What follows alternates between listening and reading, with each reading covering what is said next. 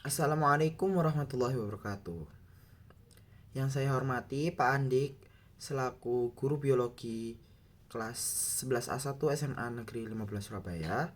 Izinkan saya untuk memperkenalkan diri. Perkenalkan, nama saya Muhammad Danis Waratana Revi Agung dari kelas 11A1 nomor absen 20. Kali ini saya akan membahas beberapa soal buku paket Erlangga Biologi sebanyak kurang lebih 3 sampai 4 soal. Selamat menyaksikan. Nah, untuk soal yang pertama, saya akan menggunakan soal buku paket biologi halaman 60 nomor 17 mengenai subbab pembelahan sel. Pembelahan mitosis terjadi pada sel-sel tubuh, terutama jaringan yang masih muda. Sementara meiosis terjadi pada sel-sel kelamin untuk reproduksi secara generatif. Perbedaan antara keduanya adalah berikut tabelnya ya. Nah, untuk mengerjakan soal nomor 17 ini, pertama-tama kita harus mengetahui pembelahan mitosis dan meiosis. Nah, setelah kita mengetahuinya, mari kita analisis satu-satu dari kelima pilihan jawaban ini. Untuk pilihan yang A, faktor pembedanya yaitu jumlah pembelahan. Di pilihan untuk mitosis itu jumlah pembelahannya 2 kali, untuk meiosis 4 kali. Nah, ini salah ya. Karena mitosis itu pembelahannya itu hanya sekali. Ada profase, metafase, anafase, dan telofase. Kalau meiosis ini 2 kali, yaitu ada interfase 1, profase 1 sampai telofase 2. Nah, berarti yang A ini salah ya. Lalu lanjut ke pilihan yang B. Untuk faktor pembedanya yaitu jumlah anak sel. Untuk mitosis di buku ini jawabannya 4 sel. Dan meiosis ini 2. Nah, ini salah ya. Karena jumlah hasil anaknya mitosis ini ada 2, sementara meiosis ada 4. Nah, ini kebalik ya. Berarti yang B, pilihan B salah. Lalu lanjut untuk pilihan yang C, interkinesis. Apa itu interkinesis? Yaitu fase istirahat atau biasa disebut dengan interfase 2 pada pembelahan meiosis yang kedua. Nah, sudah jelas ya kalau interkinesis itu pasti adanya di meiosis dan di mitosis tidak ada. Maka yang C ini jawabannya salah. Lanjut yang D, perbandingan sifat sel anakan dengan sel induk. Mitosis identik, meiosis tidak identik. Nah, untuk pilihan D ini benar ya. Karena perbandingan sifat sel anakan dengan induk untuk mitosis itu identik, untuk meiosis itu tidak identik. Nah, ini faktornya dipengaruhi oleh hasil anakan mitosis identik karena tidak ada perubahan genetik selama 1 kali pembelahan maksud saya, dan di mana sel anakan ini menerima materi genetik yang sama dari sel induknya. Sebaliknya, hasil anakan meiosis tidak identik karena melibatkan 2 pembelahan dan juga adanya crossing over atau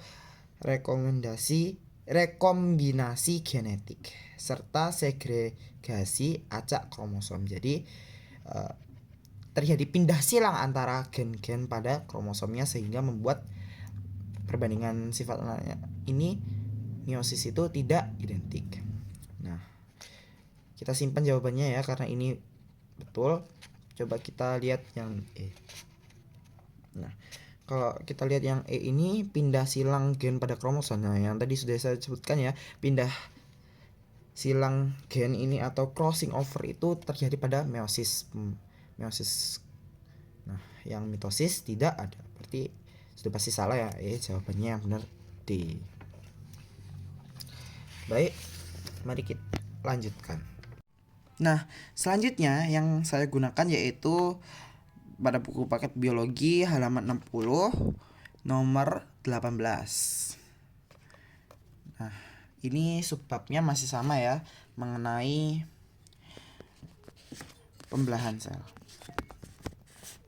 Mari kita baca soalnya terlebih dahulu. Pembelahan meiosis akan menghasilkan 4 sel anakan dengan sifat yang bervariasi.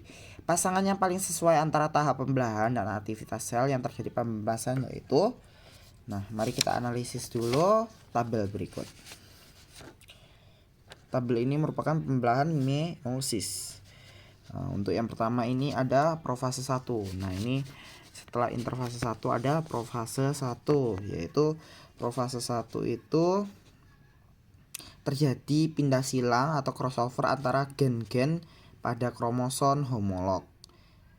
Nah, sehingga nanti sifatnya tidak identik ya. Yang perpindahan itu yang terjadi pada kromosom homolog yang berlekatan, saling berlekatan. Nah, maka profase 1 ini mana yang sesuai dengan tabel yang aktivitas sel yang terjadi? Nah, sesuai dengan yang ini ya, nomor 4. 1 dipasangkan dengan 4. Nah, terjadi pindah silang antara gen-gen. Nah, lanjut untuk metafase 2. Nah, di metafase. Nah, ini sama seperti di mitosis. Metafase 1 itu kromosomnya itu akan bergerak dan itu nanti akan berhenti sejajar di tengah-tengah atau di bidang ekuator pada selnya tersebut. Nah, sehingga jawaban yang paling tepat untuk metafase 1 yaitu yang 3 ya, kromosom berjajar di bidang ekuatorial dalam 2 barisan. Nah, ini ya, 2 ini sambungannya 3. Untuk anafase 1. Anafase. Nah, tahap anafase ini ditandai dengan pemisahan pasangan kromosom homolog. Nah, pemisahan kromosom homolog. Nah, ini yang 1 ya, anafase 1 berpasangan dengan 1. Sementara yang anafase 2 sudah pasti berpasangan dengan 2. Yaitu bedanya yaitu kalau yang anafase 1 yang berpisah itu pasangan kromosom homolog, yang anafase 2 itu yang berpisah yaitu kromatid bersaudara. Nah, mana pilihan jawabannya tepat?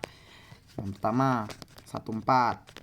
Nah, eliminasi ya, A, B, C, antara D atau E. 14, 23 dan 31. Maka jawaban yang paling tepat yaitu D.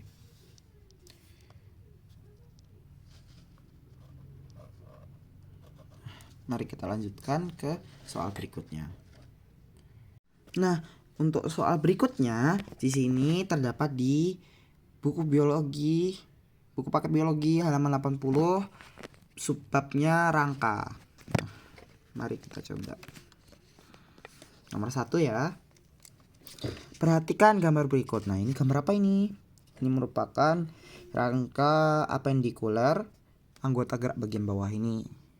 Ini bentuk kaki ya. Ini falangus, ini metakarpal, karpal. Ya, ini seperti ini bentuk dari rangka tulangnya. Nah, mari kita lanjut ke pertanyaan. Pada tubuh tulang-tulang tersebut berfungsi sebagai alat gerak bawah. Nah, ya, alat gerak bawah. Pernyataan yang tidak tepat, saya garis bawah ya, tidak tepat adalah, mari kita coba yang A dulu.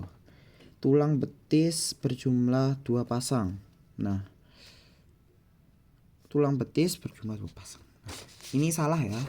Tulang betis itu sebenarnya tulang betis atau fibula ya, yang di sini nih, fibula ini.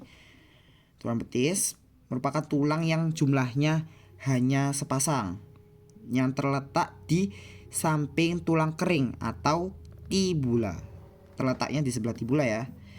Dapat dilihat pada gambar bahwa tulang betis yang di sini ini hanya memiliki 1 pasang. Maka dapat kita ketahui jawaban yang paling tepat yaitu yang A. Coba kita lihat jawabannya lain. Tulang-tulang jari berjumlah 14 pasang. Nah, ini betul ya. Berjumlah 14 buah ya maksudnya. Nah, tulang tempurung lutut berjumlah 1 pasang. Nah, ini tempurung lutut. Satu pasang saja ya. Lalu tulang pada telapak kaki berjumlah 5 pasang. Ya, betul. Kalau kita baca literatur sebelumnya ini memang betul. Dan yang salah hanya yang A, betis berjumlah 2 pasang, sebenarnya berjumlahnya 1 pasang. Nah, lanjut ya. Yang terakhir sebagai tambahan yaitu kita akan mengerjakan soal buku paket biologi halaman 93 nomor 5. Uji pemahaman. Ya, soal HOTS ya, soal HOTS. High order thinking skill. Mari kita coba. Perhatikan gambar berikut. Apa ini? Gambar. Nah, ini namanya disebut dengan tulang femur atau tulang paha. Coba kita lihat pertanyaannya. Struktur tulang terdiri atas lapisan-lapisan yang berbeda. Jika tulang seperti pada gambar dipotong secara melintang, lapisan terluar hingga lapisan terdalam. Nah, ini lapisan terluar dulu, arahnya baru ke lapisan yang terdalam. Yang akan terlihat adalah, nah ini kalau tidak salah ini ada di halaman 88. Nah, ini sama ya, ini merupakan tulang femur juga. Urutannya ini dari arah luar ke arah dalam. Nah, ini sudah urut ya. Berarti yang pertama ada periosteum. Nih, bisa dibaca ya, lapisan terluar tulang yang terdiri atas 2 lembar jaringan ikat. Lanjut, ini B, tulang kompak. Nah, urutannya periosteum, baru tulang kompak dulu atau compact bone. Lalu lanjut, ini setelah tulang kompak yaitu ada tulang spons atau spongy bone. Habis itu ada endosteum dan yang terakhir, pertanyaan terakhir atau terdalam sumsum tulang. Nah, ini bisa dilihat gambarnya. Jika kita potong lapis-lapis secara melintang. Mari kita kembali ke soal.